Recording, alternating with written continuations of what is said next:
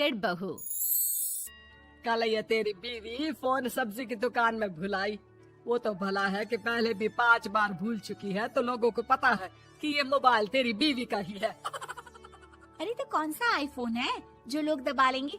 2 कौड़ी का फोन है, न लाइट चलती है न आवाज आती है, बस नाम का फोन है ये, नाम का। अरे नाम के फोन पर तू घंटों पंचायत करती है, न जाने क्या काम होता है। अरे कौन से शहर बाजार में तू काम करती है? बहू सास से जीत तो सकती नहीं थी, वहीं से चली जाती है, लेकिन हाँ भूलने की आदत उसकी अब भी रहती है। सुनो, नहाने जा रहा हूँ, ऑफिस के लिए देर हो रही है, तो जरा ये शर्ट प्रेस कर देना। और हाँ प्लीज, और कोई शर्ट धुली नहीं है तो थोड़ा ध्यान से करना, ठीक है? अरे हाँ पता है, हर बात पर सिखाया मत कीजिए। इस घर में शादी करके तो ऐसा लग रहा है कि सामान्य ज्ञान की क्लास ही चलती रहती है, हर वक्त परेशान करके रख दिया है। पति नहाने जाता है और बीवी लग जाती है पति की शर्ट प्रेस करने कि तभी बाहर से आवाज आती है, कोई गरीब साधु को रोटी दे दे। अरे बाबा भूखा खड़ा है तेरा द्वार देवी, बाबा को भिक्षा देकर पुण्य कमा ले देवी। ओहो, ये तो पुण्य की बात है कि बाबा दरवाजे खड़ा है। अब इसकी आवाज सासू माँ को सुनाई नहीं देगी, लेकिन मैं और ये कमरे में हल्के से बात कर ले तो क्या, अरे घूसी चली आती है। चलो पहले बाबा को ही रोटी दे देती हूँ। अब क्या था, रिंकी जाती है बाबा को रोटी देने, लेकिन पीछे छोड़ जाती है पति की शर्ट के ऊपर प्रेस, वो भी गर्मा गर्म। अरे बाबा रोटी तो ले लो, बस ये बता दो कि मेरी किस्मत कब जगेगी। ससुराल में हालात टेबल टेनिस के बॉल की तरह हो गए हैं, कभी कोई इधर फेंकता है तो कभी कोई उधर फेंकता है, कोई इधर मारकर उधर फेंक देता है। समझ में ही नहीं आ रहा कि ये भूलने की आदत कैसे ठीक होगी। कोई उपाय हो तो बता दो ना बाबा। बाबा घर के अंदर देखते हैं तो 1 घंटे बाद टीवी पर गजनी फिल्म शुरू होने वाली होती है। याद है ना, गजनी फिल्म जिसमें आमिर खान को भूलने की बीमारी होती है और वो हर बात को लिख कर याद रखता है। अरे बेटे, हम बाबा हैं, हर किसी सवाल और जीवन में दुख परेशानी का निजात है हमारे पास। तुम एक काम करो, 1 घंटे बाद टेलीविजन के सामने बैठ जाना और जो फिल्म देख रही हो ना देख लेना, तुम्हें तुम्हारे सारे सवालों के जवाब मिल जाएंगे। अलग निरंजन, निकालो खाना, सलाह देने की दक्षिणा भी। अरे बाबा, जीवन से ये वाली समस्या खत्म हो जाए तो समझिए मेरे घर से आपका लंच पैक शुरू, वो भी बिल्कुल फ्री में। तभी अंदर से पति के जोर जोर से चीखने की आवाज आती है। अरे क्या मजाक बना रखा है तुमने? ये क्या है, पूरी शर्ट जला दी। तंग आ गया हूँ मैं तुम्हारी भूलने की आदत से। हे भगवान, ये मेरा गधा जैसा बेटा सारा दिन जितनी कमाई नहीं करता उतना तो ये लड़की नुकसान करवा देती है। बाबा, लग रहा है कि कोई कांड हो गया है अंदर मुझसे।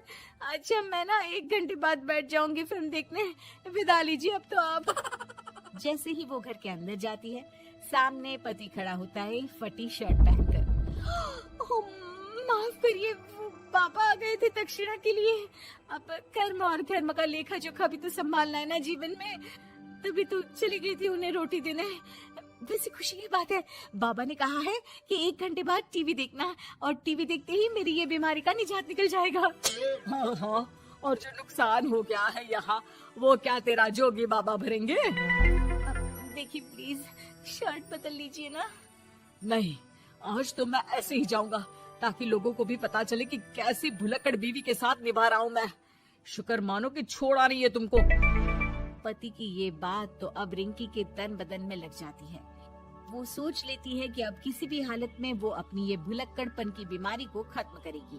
फिर क्या था, पति तो फटी शर्ट पहनकर चला जाता है और 1 घंटे बाद बहू कमरे में सो रही होती है कि सास आ जाती है।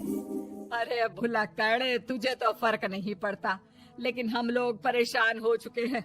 जा, तेरा बाबा बोल रहा था ना 1 घंटे बाद टीवी देखना, तो जा देख, क्या पता कुछ सुधार हो जाए। बहू टीवी खोलती है तो सामने चल रही होती है गजनी फिल्म, जिसमें आमिर खान शरीर में या दीवार में लिखकर अपनी चीजों को याद रखता था। उत्तरी वाह, ये तो सच में बड़ा सही आइडिया है। इससे मुझे याद रहेगा कि क्या करना है और क्या नहीं। अब तो मैं भी सब सीख लिया करूंगी। वो टीवी बंद करके किचन में जाती है कि सास की आवाज आती है। अरे तेरी बुआ सास आ रही है, खाना बना लेना उसके लिए भी। जी माँ जी, बिल्कुल बना लूंगी। और सुन, वो कल वाला जो आटा बचा था ना, उसकी 2 रोटी बुआ सास के लिए बना देना। आटा पड़ा पड़ा खराब ही हो रहा है। बहू फटाफट रोटी बनाती है, लेकिन तभी उसे ध्यान आता है कि बुआ सास की रोटी तो पुराने आटे से बनानी थी। वो पुराना आटा लेकर रोटी बनाकर उस पर पेन से लिख देती है, पुराने आटे की रोटी बुआ जी के लिए। अरे क्या बन रहा है खाने में? भाभी, आपकी बहू की क्या हाल है? भूलने की बीमारी कम हुई या ऐसे ही तबाही मचा रखी है? अरे क्या बताए, अब आज किसी बाबा से उपाय पता किया है, देखो जरा। भाभी, ये आप ही हो जो संभाल रही हो ऐसी बहू। हम लोगों से तो पता नहीं हो पाता या नहीं।